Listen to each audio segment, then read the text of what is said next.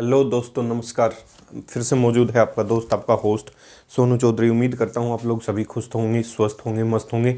उसी video series को continue करने के लिए किसी कारणवश से तबीयत ठीक ना होने के कारण उस वीडियो सेक्शंस के कुछ वीडियोस बीच में डाले नहीं गए थे 1-2 दिन से। अब उसी सीरीज़ को फिर से कंटिन्यू किया जाएगा। लास्ट समय हमने जो किया था that is called introduction of base. क्या पढ़ा था भाई? बेस का इंट्रोडक्शन पूर्ण रूप से कंप्लीट हो चुका था। उम्मीद करता हूँ जो क्रिएट किया जा रहा है वीडियो सीरीज़ वो आपको पसंद आ रहा होगा। उसी वीडियो सीरीज़ के आधार पे अब उस चीज़ को आगे बढ़ाते हैं। आज पढ़ेंगे हम प्रॉपर्टीज़ ऑफ बेसिस के बारे में। किसकी प्रॉपर्टीज़? बेसिस के बारे में। तो हमेशा की तरह शुरू करने से पहले आपको हंसाने के लिए और गुदगुदाने के लिए 4 लाइनें पेश हैं। वो 4 लाइनें क्या कहती हैं? शादी करने के बाद, क्या कह रहा है भाई? शादी करने के बाद और मोबाइल लेने के बाद एक ही बात का अफसोस होता है। कह रहे भाई किसी व्यक्ति की अगर शादी हो जाए या किसी व्यक्ति ने फ़ोन खरीद लिया तो उसे हमेशा एक ही बात का मलाल या अफसोस रहता है। ध्यान से सुनना है, किस बात का? शादी करने के बाद और मोबाइल लेने के बाद एक ही बात का अफसोस होता है कि काश कुछ दिन और रुक जाता तो मॉडल और अच्छा मिल सकता था। तो उम्मीद करता हूँ ये कमेंट आपको पसंद आया होगा। अगर कुछ दिन रुक जाता तो अच्छा मॉडल मिल सकता था। ठीक है जी। तो उम्मीद करता हूँ कि ये चीज़ आपको पसंद आई है। That is just like a joke. देखिए जी, अब जिस चीज़ के लिए हम क्लास में पहुँचे हैं उस चीज़ को करना ज़्यादा इम्पोर्टेंट है, क्योंकि बोर्ड एग्ज़ाम आपके सामने आ रहे हैं, कॉम्पिटिटिव एग्ज़ाम आपके सामने आ रहे हैं। तो उम्मीद करता हूँ जो चीज़ें आपको क्रिएट करके दी जा रही हैं वो सफिशिएंट रही होंगी, आप तक पहुँच रही होंगी और वो चीज़ें आपको पसंद भी आ रही होंगी। तो चलते हैं अपने वीडियो सेक्शन की तरफ। That is called properties of basis. Introduction करवा दिया था भाई। प्रॉपर्टीज़ ऑफ बेसिस, कह सकते हो कि बेस की क्या क्या प्रॉपर्टीज़ रही होंगी। आपको कैसे पता चले कि गिवन सॉल्यूशन क्या रहा होगा? बेसिक। तो सबसे पहले हमने किया था action on properties of basis में एक्शन ऑन लिटमस पेपर। सही है भाई। लिटमस पेपर के अगर आप डिप करवाते हो तो क्या प्रभाव रहा होगा लिटमस पेपर के ऊपर, वो आपको क्या इंडिकेट करके देगा? These are indicators. कैसे इंडिकेटर्स हैं भाई? This is a natural indicator. Indicators की क्लास बिल्कुल पूर्ण रूप से सेपरेट होगी, सेपरेट वीडियो आएगा आपके लिए, तो घबराने की आवश्यकता नहीं है। अगर सॉल्यूशन एसिडिक है, कैसा सॉल्यूशन है भाई? Acidic solution. तो आपके एसिडिक सॉल्यूशन में क्या करता है भाई? आपका litmus turns blue litmus to red litmus. Blue litmus को किस में कन्वर्ट कर देगा? रेड लिटमस के अंदर। याद कैसे रखोगे? A for acid, B for blue. A के बाद क्या आता है भाई? बी आता है। ए के बाद क्या आता है? बी। तो एसिडिक सॉल्यूशन में ब्लू लिटमस जो है वो किस में कन्वर्ट हो जाता है? रेड लिटमस के अंदर। अगर वही सॉल्यूशन आपका कैसा है? Basic solution. कैसा है ब्रदर? बेसिक सॉल्यूशन है। अगर बेसिक सॉल्यूशन है तो उल्टा कर देना भाई। बेसिक सॉल्यूशन में क्या होता है? टर्न्स रेड लिटमस टू कौन से लिटमस में? ब्लू लिटमस के अंदर। तो मैं कह सकता हूं गिवन सॉल्यूशन कैसा रहा होगा? बेसिक सॉल्यूशन रहा होगा। तो ये है नेचुरल इंडिकेटर के माध्यम से जिसे आप आसानी से क्या कर सकते हैं? पहचान सकते हैं। दूसरा जो इंडिकेटर होता है जो आपको पढ़ाया गया था, that is called methyl orange.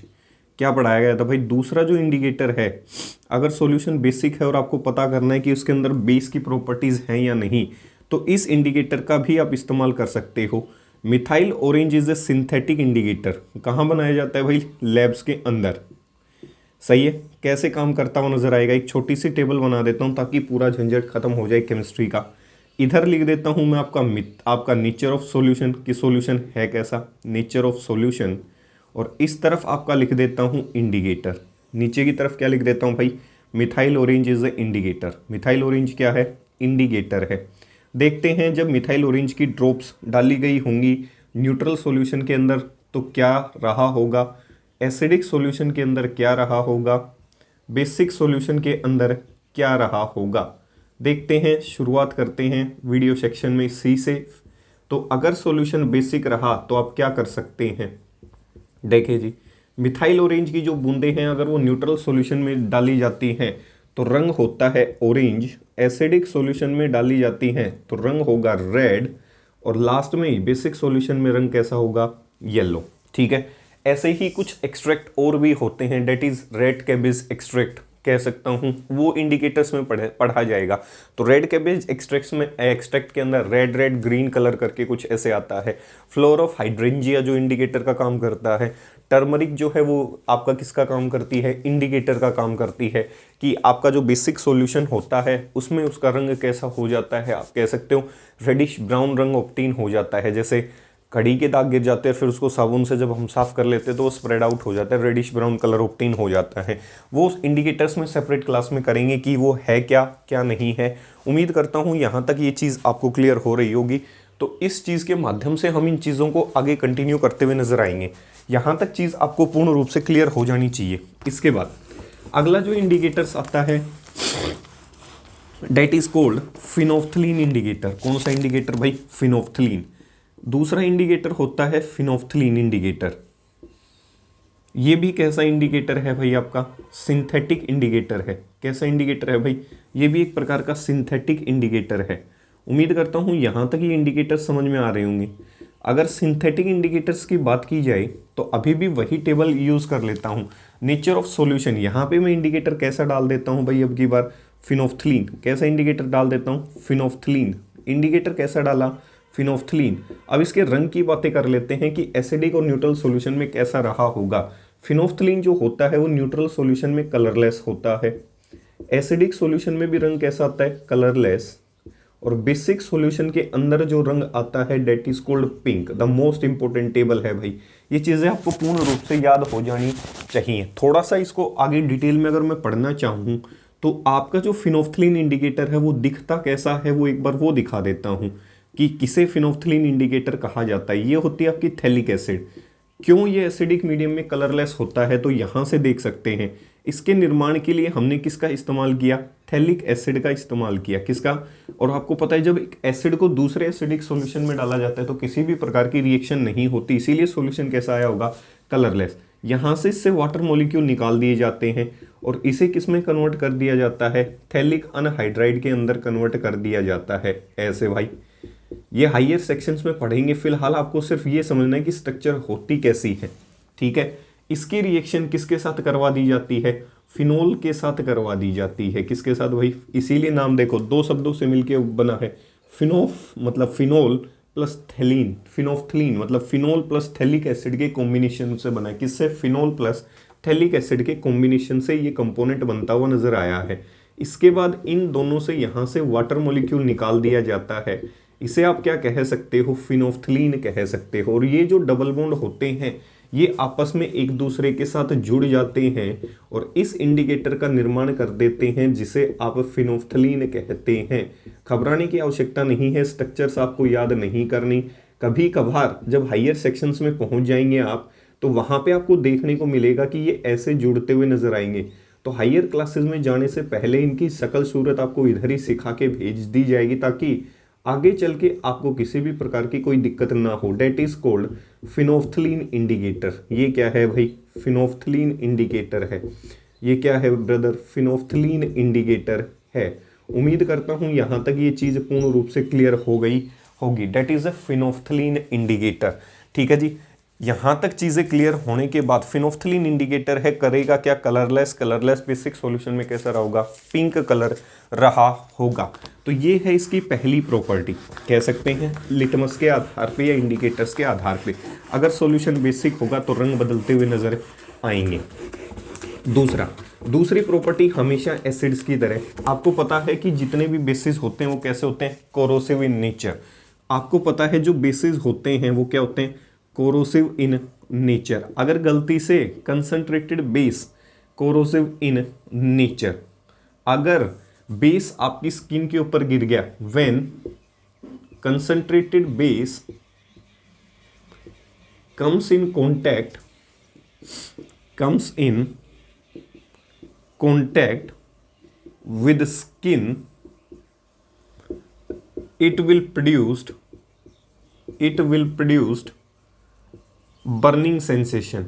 आपको जैसे जले हुए पे आपका दर्द होने लग जाता है, कई बार हाथ जल जाता है आग के कारण, तो वहां से जब आपको जिस प्रकार की फीलिंग महसूस होती है, अगर बेस गलती से आपकी स्किन पे गिर गया तो उसी प्रकार की बर्निंग सेंसेशन का आपको क्या होगा, अभाव होगा, महसूस होगी वो चीज़ आपको जी, इस तरीके से आप कह सकते हो। ऐसे हमने एसिड्स में पढ़ा था कि acids are corrosive in nature. सही है, यहां तक चीजें क्लियर हो गई होंगी। तीसरा जो इंपॉर्टेंट पॉइंट आता है, तीसरी जो इंपॉर्टेंट प्रॉपर्टी आती है, वो प्रॉपर्टी आती है कि क्या an aqueous solution of basis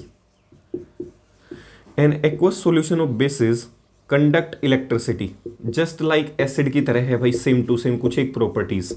an aqueous solution of basis conduct electricity because in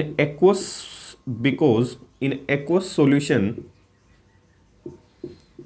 base ionize और dissociate, ionize हो जाए या क्या हो जाए, dissociate into their respective ions, अपनी आइंस में टूट जाता है।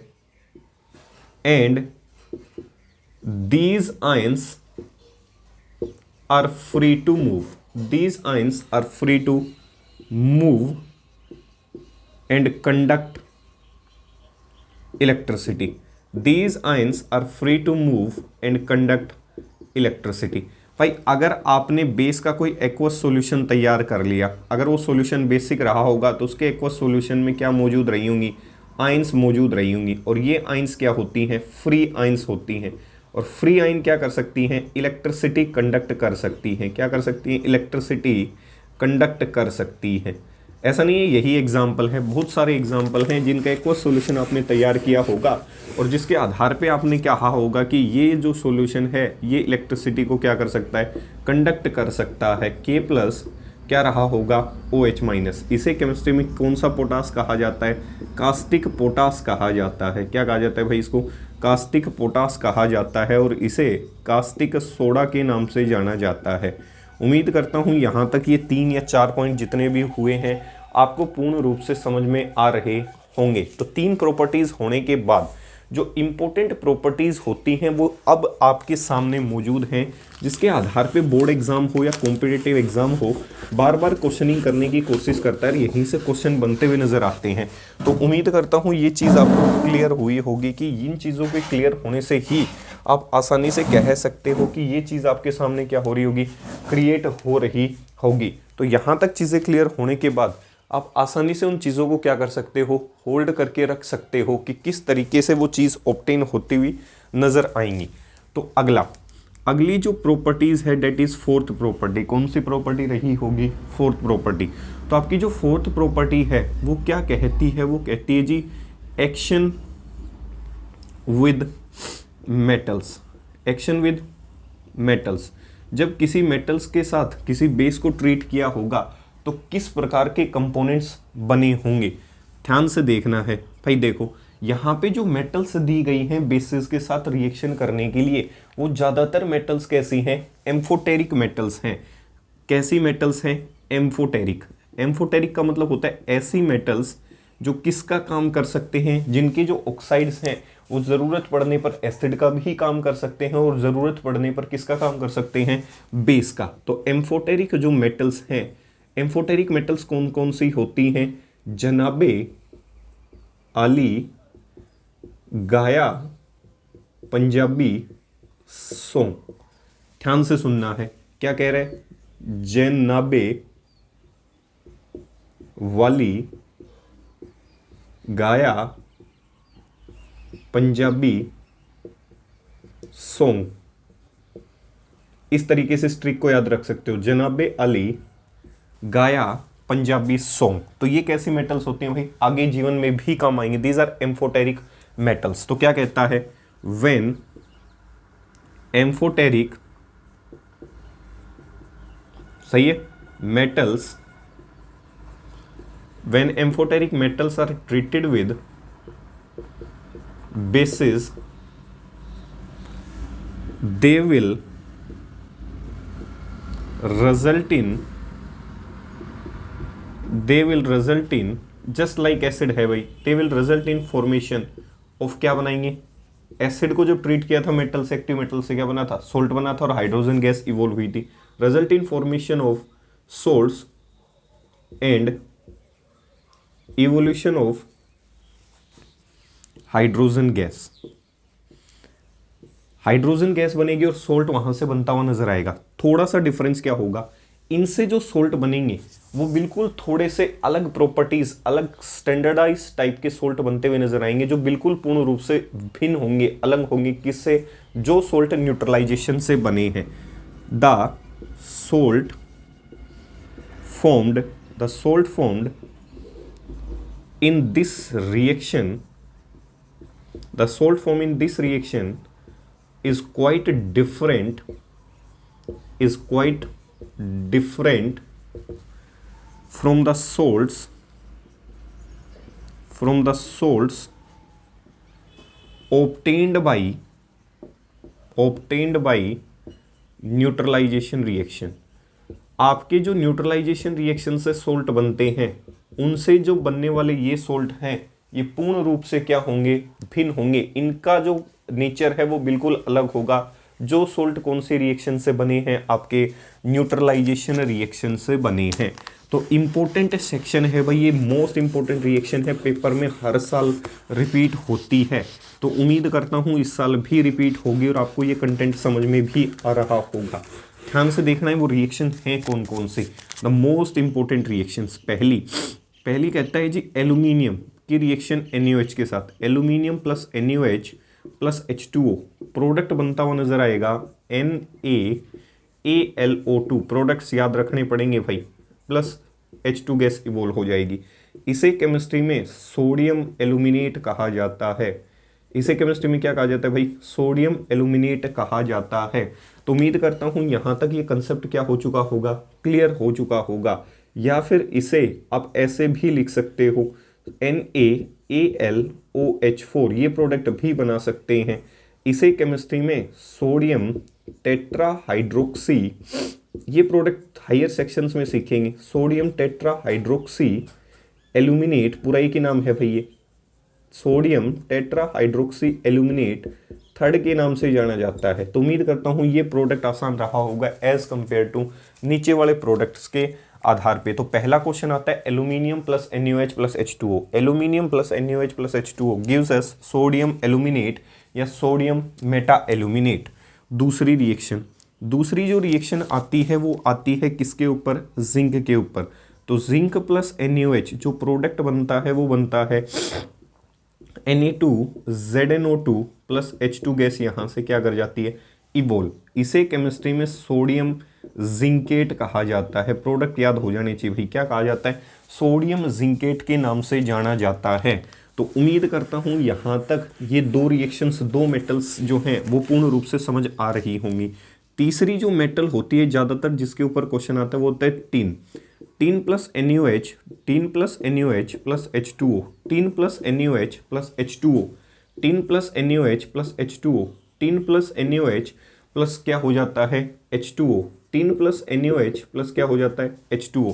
तो यहाँ से प्रोडक्ट बनता है Na2SNO3 जिसे क्या कहा जाता है, सोडियम स्टेनाइट कहा जाता है। क्या कहा जाता है, सोडियम स्टेनाइट के नाम से जाना जाता है, Na2SNO3। Tin plus NaOH plus H2O, tin plus NaOH, इसे टिन कहा जाता है भाई, tin plus NaOH plus H2O।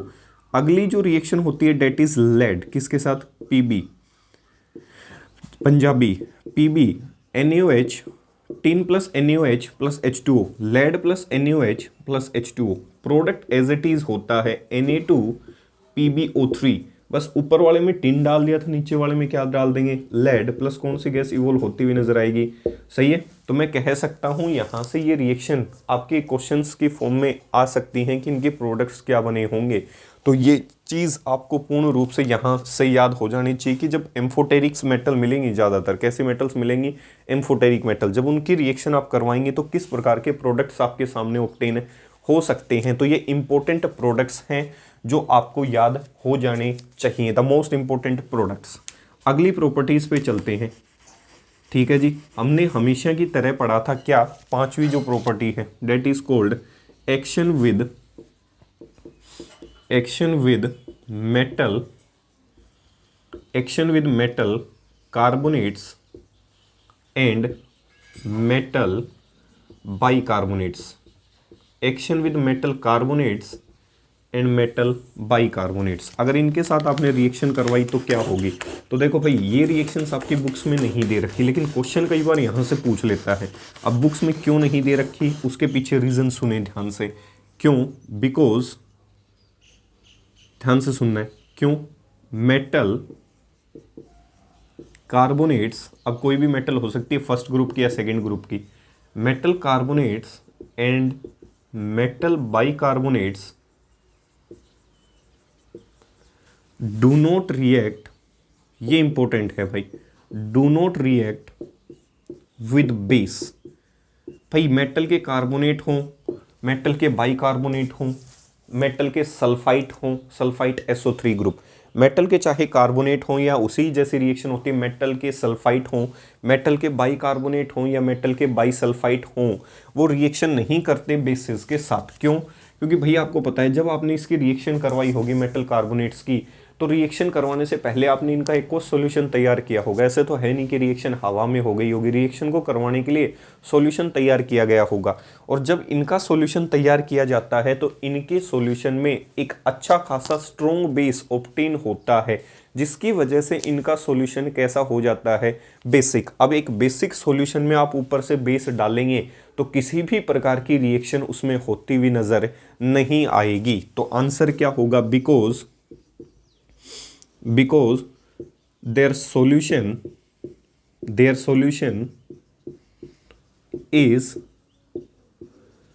basic in nature, because their solution is basic in nature। किस किस का सॉल्यूशन? मेटल कार्बोनेट्स का, because their solution is basic in nature, और मेटल बाइकार्बोनेट्स का, and hence does not shows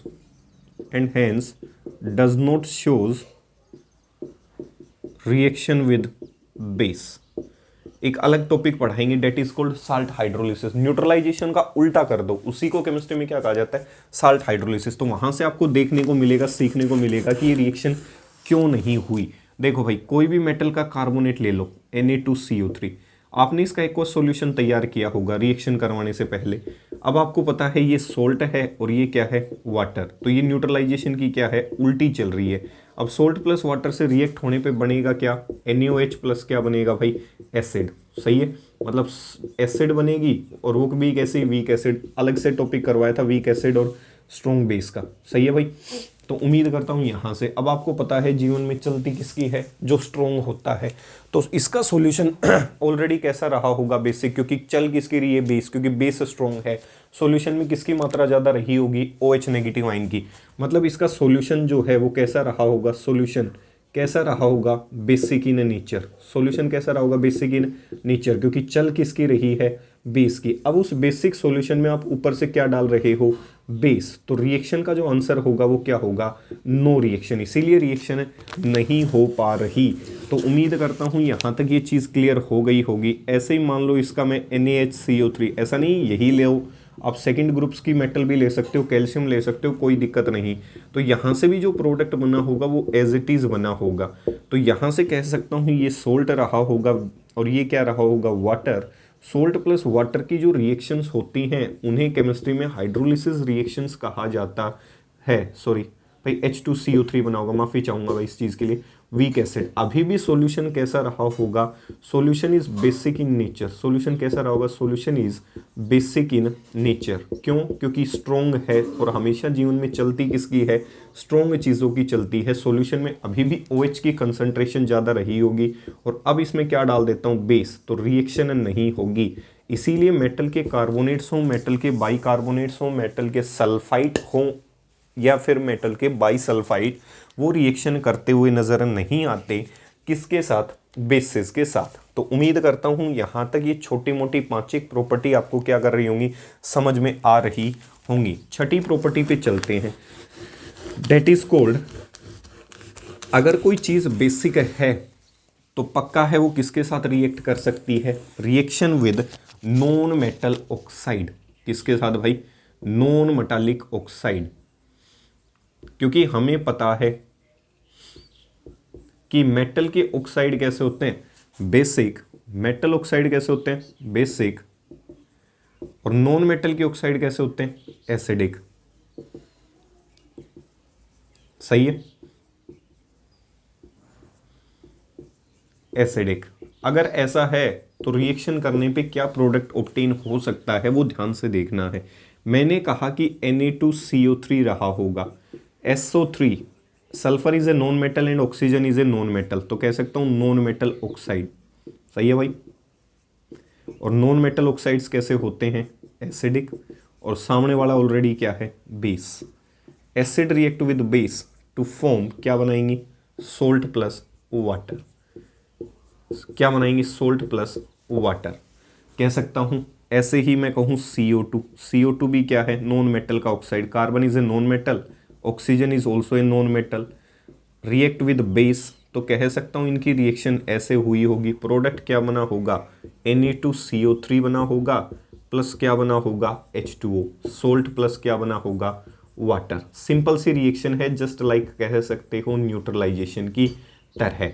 अगर किसी non metal oxide को आप ट्रीट कर देते हो, किसके साथ ट्रीट कर देते हो भाई, किसी बेस के साथ। किसके साथ ट्रीट कर देते हो, किसी नॉन मेटल के ऑक्साइड को। ट्रिक बता देता हूँ सीधी, नॉन मेटल के ऑक्साइड को किसके साथ ट्रीट कर दिया, किसी बेस के साथ। प्रोडक्ट क्या बनता हुआ नजर आएगा, सोल्ट बनता हुआ नजर आएगा, प्लस क्या बनता हुआ नजर आएगा, वाटर। इसके आधार पे आप रिएक्शंस को, किसी भी प्रकार की रिएक्शन हो उसको आसानी से क्या कर सकते हो, सोल्व आउट कर सकते हो। तो उम्मीद करता हूं यहां तक ये चीज क्लियर हुई होगी। अब देखो थोड़ा सा मान लो क्वेश्चन को ट्विस्ट दे दे। कैसे, मान लो बेस, आपको पता है कि मेटल के ऑक्साइड कैसे होते हैं, बेसिक, तो उनके साथ भी रिएक्शन दे सकता है। जैसे SO3 है, कैसा है, नॉन मेटल का ऑक्साइड, एसिडिक। आपको पता है मैं इसको किसके साथ रिएक्शन करवा दूं, CaO, ये क्या है, मेटालिक ऑक्साइड, मेटल का क्या है, ऑक्साइड। ऐसी भी रिएक्शन आ सकती है कि एक नॉन मेटल का ऑक्साइड और एक मेटल का ऑक्साइड हो, आपस में रिएक्ट कर जाए और पूछे प्रोडक्ट क्या है, तो मेटल के ऑक्साइड बेसिक, ये एसिडिक, तो प्रोडक्ट क्या बनेगा, सोल्ट। क्या बनता हुआ नजर आएगा भाई, सोल्ट। ऐसी भी रिएक्शन हो सकती है जैसे CO2, ये क्या है, एसिडिक। अगर मैं इसकी रिएक्शन किसके साथ करवा दूं, MgO के साथ, मेटल का ऑक्साइड कैसा है, बेसिक। अब रिएक्शन से प्रोडक्ट बना होगा, वो क्या बना होगा, MgCO3। अभी भी कह सकता हूं प्रोडक्ट क्या बना होगा, सोल्ट बनता हुआ क्या आएगा, नजर आएगा। पीछे पढ़ाया था कि आप इनको किस तरीके से प्रूव कर सकते हो कि मेटल के ऑक्साइड क्या होते हैं, बेसिक, और नॉन मेटल के ऑक्साइड कैसे होते हैं, एसिडिक। एक बार फिर से बता देता हूं कि प्रूफ कैसे कर सकते हो। प्रूफ किसका, कि मेटल के जो ऑक्साइड हैं वो क्या हैं, बेसिक, और नॉन मेटल के ऑक्साइड कैसे हैं, एसिडिक। मान लो इनको प्रूव करना आ जाए कि प्रूव करके बताओ कि ये एसिडिक और बेसिक होते हैं, तो कैसे प्रूव करोगे, दोनों को उठा के पानी में डाल दो, सीधा सा है। जिसका सॉल्यूशन एसिडिक रहा होगा वो कह सकता हूँ नॉन मेटालिक का रहा होगा, जिसका सॉल्यूशन बेसिक आया होगा वो कह सकता हूँ मेटालिक का आया होगा। जैसे कोई भी मेटल का ऑक्साइड उठा लो आप, मैंने कहा Na2O, सही है, मेटल का क्या है, ऑक्साइड। इसको उठा के किस में डाल देता हूं, पानी के अंदर। जैसे ही पानी के अंदर डाला होगा, प्रोडक्ट क्या बना होगा, 2NaOH। सही है, क्या प्रोडक्ट बनता हुआ नजर आएगा भाई, 2NaOH प्रोडक्ट बनता हुआ नजर आएगा। तो कह सकता हूं सॉल्यूशन कैसा रहा होगा, बेसिक, क्योंकि सॉल्यूशन में क्या प्रोड्यूस हुआ है, बेस। और बेस टूटने से क्या प्रोड्यूस कर सकता है, Na+ और OH नेगेटिव आयन। तो सॉल्यूशन मेटल का ऑक्साइड में जब पानी में डालोगे तो उसके ऑक्साइड्स में क्या मिलती हुई नजर आएगी, OH नेगेटिव आयन, जब उसका सॉल्यूशन तैयार किया गया होगा। नॉन मेटल का ऑक्साइड HCO2 मान लेता हूं। इस गैस को आपने कार्बोनेटेड ड्रिंक्स में पढ़ा था, पेप्सी की बोतल जो होती है, H2CO3 क्या होती है, कार्बोनिक एसिड। सही है, इसका सॉल्यूशन कैसा रहा होगा, नाम से पता चल रहा है एसिड। सॉल्यूशन में जब देखोगे तो टूट जाएगा किसमें, H+ के अंदर प्लस CO3 2- के अंदर। तो सॉल्यूशन कैसा रहा होगा, क्योंकि इसने नॉन मेटल के ऑक्साइड ने अपने सॉल्यूशन में क्या दे दिया, H+ आयन। तो कह सकता हूँ ये सॉल्यूशन कैसा रहा होगा भाई, एसिडिक रहा होगा। तो ये 5 प्रॉपर्टीज यहाँ तक उम्मीद करता हूँ आपको पूर्ण रूप से समझ में आई होंगी। अब चलते हैं अगली प्रॉपर्टी के ऊपर। अगली जो प्रॉपर्टी है that is called reaction with ammonium salt. किसके साथ रिएक्शन, अमोनियम सोल्ट के साथ। रिएक्शन विद अमोनियम सोल्ट, किसी भी अमोनियम सोल्ट की रिएक्शन, जैसे मैं कहूँ अमोनियम क्लोराइड है तो पीछे पढ़ाया था अमोनियम जो है अमोनियम क्या होता है, NH4+। ईएम का मतलब होता है जब कोई अपनी वैलेंसी को क्या कर ले, एक्सीड। ईएम शब्द जो है वो किसके साथ जुड़ेगा, टू एक्सीड इट्स वैलेंसी। कोई अपनी वैलेंसी को क्या कर ले, इंक्रीज कर ले, जो अपनी औकात से बढ़ चढ़कर बॉन्ड बनाने की कोशिश करे। बनाने 3 थे, बना लिए 4, to exceed it's valency.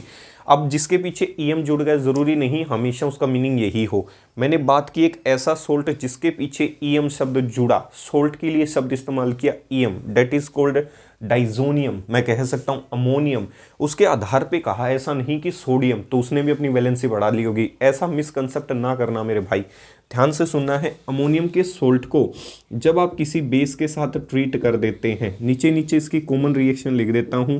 Ammonium जो सोल्ट हैं उनकी रिएक्शंस आप किसके साथ कर देते हो, बेस के साथ। तो जो प्रोडक्ट है वो हमेशा क्या बनती हुई नजर आएगी, अमोनिया गैस बनती हुई नजर आएगी। क्या बनती हुई नजर आएगी भाई, अमोनिया गैस बनती हुई नजर आएगी, प्लस वाटर बनता हुआ नजर आएगा, प्लस क्या बनता हुआ नजर आएगा, सोल्ट बनता हुआ नजर आएगा। तो यहां से जब इसकी रिएक्शन की होगी तो NaCl बना होगा, प्लस H2O बना होगा, प्लस क्या बनी होगी, अमोनिया गैस। कौन सी गैस, अमोनिया गैस बनी होगी। तो कई बार पेपर में मोस्ट इंपॉर्टेंट क्वेश्चन है भाई, ये क्या कहता है, ये कहता है when ammonium salts, when ammonium salts are treated with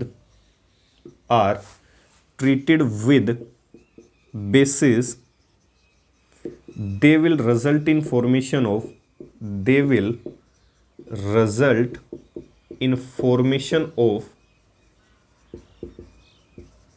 salt, water and ammonia gas। Product पीछे बनाने सिखा दिए थे भाई कि कैसे प्रोडक्ट्स बनते हैं। एज इट इज़ उसी फॉर्मेट के साथ आपको क्या करने हैं, प्रोडक्ट बनाने हैं। सही है, उम्मीद करता हूँ यहाँ तक ये चीज़ क्लियर हो गई होगी। अब कुछ एक क्वेश्चन मैं आपके लिए छोड़ देता हूँ जो आप घर से पूरा करेंगे। NaOH Br अमोनियम ब्रोमाइड क्या प्रोडक्ट बनेगा, कमेंट सेक्शन में आप मुझे कमेंट करके आंसर देते हुए नजर आएंगे भाई, इसका क्या प्रोडक्ट बनेगा। सही है, ये कुछ एक क्वेश्चंस आपके लिए छोड़ देता हूं जिससे आप आसानी से हल कर सकते हैं। कैल्शियम हाइड्रोक्साइड जिसे स्लेक लाइम कहा जाता है, क्या कहा जाता है, स्लेक लाइम।